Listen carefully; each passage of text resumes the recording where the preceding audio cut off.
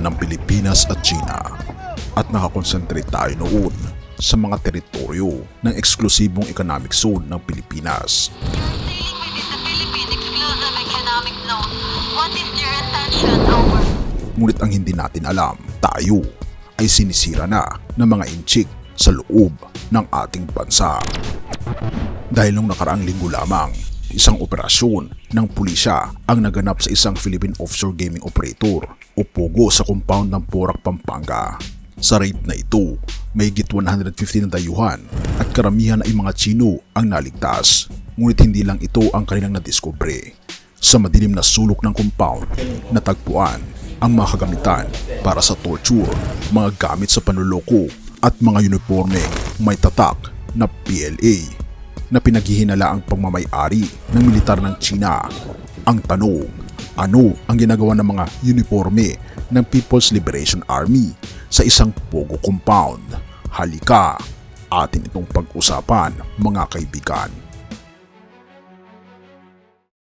Sa gitna ng dilim at tensyon, ang Philippine military ay nagmamadaling magbigay ng kasiguruhan na walang banta sa pambansang seguridad.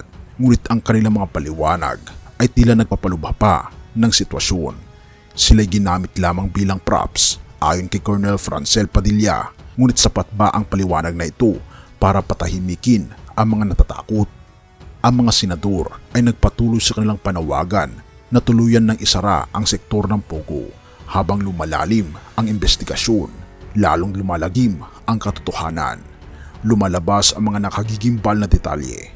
Ang mga nakuhang kagamitan para sa torture at panluloko ay nagpapakita ng kalupitan ng operasyon. Ang mga uniformeng PLA na natagpuan ay maaring hindi lamang simpleng props. May mga espekulasyon na ginagamit ito sa mga kidnapping at love scams sa loob ng compound sa Porac, at dito lumalabas ang mga misteryo ng POGO. Sa gitna ng lahat ng ito, ang hepe ng pulisya ng lungsod ay tinanggal sa pwesto dahil sa kailang pagkukulang na madetect ang iligal na negosyo. Ang Presidential Anti-Organized Crime Commission ay patuloy na iniimbestigahan kung mayroong mga miyembro ng Chinese military na nagpapanggap bilang mga POGO workers sa Pilipinas. Ayon kay Mayor Jaime Caapil ng Porac, wala siyang kaalaman sa operasyon ng nasabing kumpanya at hindi nila kinukonsinti ang anumang iligal na gawain sa kanilang bayan. Tumitindi ang banta ng POGO. Sa bawat araw na lumilipas, mas lumilinaw ang banta.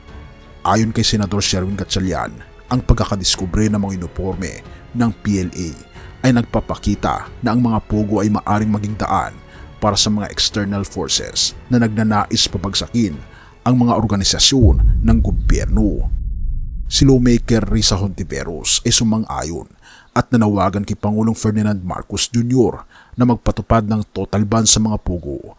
Ang POGO ay naging pugad ng krimen at isang banta sa pambansang seguridad, ika pa ni Hontiveros. Ngunit nagsisimula pa lamang ang labanan. Ang tunay na kwento ay may mas malalim pa sa inaakala. Matagal nang nagsimula ang digmaan sa pagitan ng Pilipinas at China. Ang mga lihim na pag-atake ng China mula sa loob ay nagbibigay ng matinding pinsala. Ang mga uniforme ng PLA, ang mga kagamitan para sa torture at mga iligal na aktibidad ay bahagi lamang ng mas malaking plano upang guluhin ang Pilipinas mula sa loob. Habang patuloy na lumalaban ang mga Pilipino para sa kanilang kalayaan, ang mga POGO ay naging simbolo ng panloob na banta. Ang kwento ay puno ng suspense, takot at patuloy na pag-asa. Ano pa kaya ang mga lihim na kanilang matutuklasan? Kailan matatapos ang labanang ito? Ang mga tanong na ito ay mananatiling nakabitin, naghihintay ng kasagutan. Ang raid sa POGO compound sa Porac ay nagbigay ng liwanag sa mga madilim na lihim habang lumalaban ang Pilipinas para sa kanilang kalayaan. Ang mga kwento ng suspense at takot ay patuloy na bumabalot sa kanilang kasaysayan. Magiging handa ba sila sa susunod na kabanata ng kanilang digmaan? Abangan ang susunod na mga pangyayari. 1:10 verse 10. Katotohanan sinasabi ko sa inyo, ang magnanakaw ay dumarating lamang upang magnakaw, pumatay at pumuksa. Ako'y naparito upang sila'y magkaroon ng buhay at magkaroon nito ng sagana. Ang talatang ito mula sa 1:10 verse 10 ay naglalarawan ng dalawang magkaibang layunin. ang layunin na magnanakaw at ang layunin ng ating Panginoong Hesus.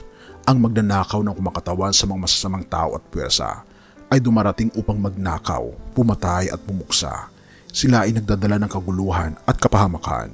Sa kabilang banda, ang ating Panginoong Hesus ay naparito upang tayo ay magkaroon ng buhay at magkaroon nito ng sagana. Sa kwento ng raid sa Pogo Compound, makikita natin ang pagsisikap ng masasamang elemento na magdala ng kaguluhan at kapahamakan sa ating lipunan.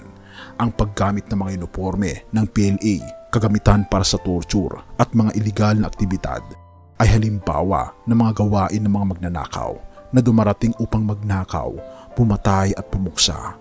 Ang kanilang layunin ay magdulot ng takot at pinsala sa ating bansa. Subalit tulad ng ipinangako ng ating Panginoong Hesus, mayroon tayong pag-asa at kaligtasan, kaibigan. Sa kabila ng mga pagsubok at panganib, ang Diyos ay nariyan upang bigyan tayo ng buhay at kasaganaan. Ang ating tungkulin ay manatiling tapat at magtiwala sa Kanya. Ang mga pagsubok na ito ay nagsisilbing paalala na ang kasamaan ay laging naririyan, ngunit ang pag-asa at kabutihan ng Diyos ay magtatagumpay.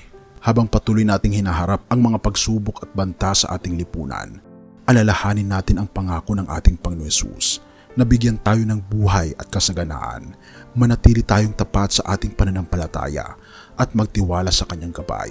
Ang ating mga pagsubok ay pansamantala lamang, subalit ang biyaya at pag-asa na hatid ng ating Panginoong Diyos ay walang hanggan. Tayo'y manalangin. Ama naming Diyos na makapangyarihan sa lahat, lumalapit kami sa iyo ng may kababaang loob at pusong puno ng pag-asa. Sa mga panahon ng pagsubok at kaguluhan, naway maging gabay ka namin at aming kanlungan. Ama naming Panginoong Diyos, sa gitna ng mga balitang aming naririnig tungkol sa mga panganib at banta sa aming bayan, hinihiling namin ang iyong proteksyon at paggabay. Ang mga kaganapan sa Pogo Compound at ang mga masasamang gawain na naganap doon ay nagpapakita ng mga puwersang nais magdulot ng takot at pinsala. Naway bigyan mo kami ng lakas at karunungan, lalong higit sa aming mga lider at sa mga tagapagpatupad ng batas upang magtagumpay sila na laban ang mga kasamaan at panatilihin ang kapayapaan at seguridad ng aming bansa. Patuloy mo sanang bigyan ng tapang at determinasyon ang bawat Pilipino na ipagtanggol ang aming kalayaan at soberanya. Hinihiling namin na iyong liwanagan ang mga puso ng mga taong nasasangkot sa mga iligal na gawain ito.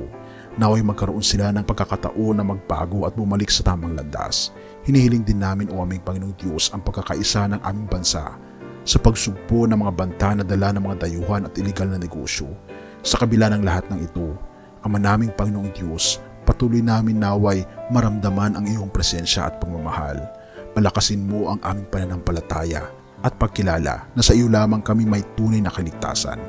Ipagkaloob niyo po sa amin ang kapayapaan ng isip at puso, at naway ang iyong kalooban ang maghari sa aming buhay at bayan. Pinupuri ka, o aming Panginoong Diyos, at salamat sa pagtinig ng aming mga panalangin, at patawarin po kami sa lahat ng aming pagkukulang at pagkakasala upang katanggap-tanggap po kami sa inyong banal na harapan, sapagkat ito ang isabot hiling sa matamis na pangalan ng aming Panginoon at tagapagligtas na si Jesus. Amen.